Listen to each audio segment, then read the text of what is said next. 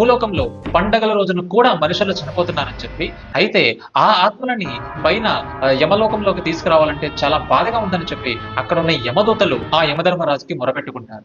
దీనితో యమధర్మరాజు కార్తీక మాసంలో కృష్ణపక్షం నుంచి వరుసగా 5 రోజులు ఎవరైతే వాళ్ళ ఇళ్లను దీపాలతో అలంకరించుకుంటారో వాళ్ళకి అకాల మరణము, అదే విధంగా నరకలోకానికి కూడా ప్రాప్తి ఉండదని చెప్పి అక్కడ యమధర్మరాజు ఆ భటులతో ఆ యమదూతలతో అంటాడు. ఆ విధంగా అక్కడి ప్రజలు యమ పంచకం అని చెప్పి 5 రోజుల పండుగని జరుపుకుంటారు.